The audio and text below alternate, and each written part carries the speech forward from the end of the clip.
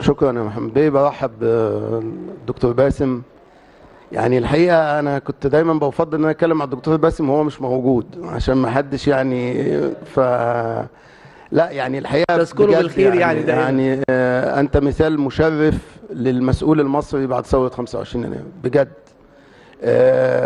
انت عامل مشكله، خليني اقول لك بقى، يعني انت عامل مشكله في كل الاتجاهات.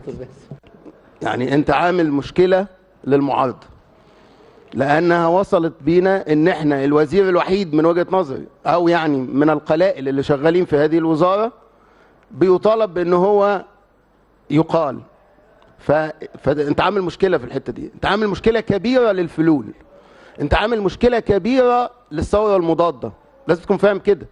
الكلام اللي حضرتك تفضلت بيه ده انا قلته في الجلسة العامة. حضرتك احنا كل الدعم ليك. انت البلد دلوقتي ما بين امرين، ما بين فكر ثوري بيؤمن بان البلد دي في تضحيات حصلت هيحصل تغيير بالفعل على الارض وهنعمله، وفي مازال فكر محافظ للاسف موجود في السلطه برضو، ما تزعلوش مني، فكر محافظ يخشى كهنه الفرعون اللي احنا اسقطناه. انت بقى نويت ان انت مش هتخاف من كهنه الفرعون، انت داخل على الفساد على مستوى القواعد. الوزارة بتاعت حضرتك دي أهم وزارة عندنا، لأن إذا كانت الثورة دي قامت للعدالة الاجتماعية فأنت أول واحد وأكتر وزارة معنية بتوصيل الدعم المستحقيه، بتوصيل الخدمات الأساسية. التموين ده يعني أكل وشرب الناس للناس البسطاء. فبالتأكيد يجب أن تتوقع، وأنا متأكد أن أنت عامل البلان بتاعك وعارف أن أنت هتهاجم بشكل قوي جدا.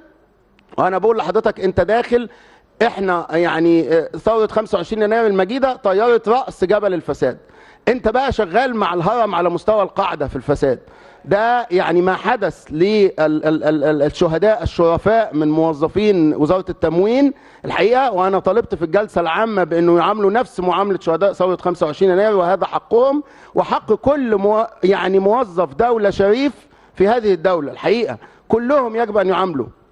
وبالامس السيد وزير الري انا استشهدت بحضرتك في وقفتك للناس الشهداء بتوعك، وقلت له لانه تم التعدي على احد الموظفين بتوعه وللاسف وزير الداخليه لم يتخذ الاجراء الواجب، قلت له لا، يجب ان انت تدافع عن الناس بتوعك زي ما الدكتور باسم دافع عن حقوق الناس بتوعه. فاللي انا عايز اقوله احنا يعني بندعمك بكل ما اوتينا هنا في المجلس التشريعي وخارج المجلس التشريعي.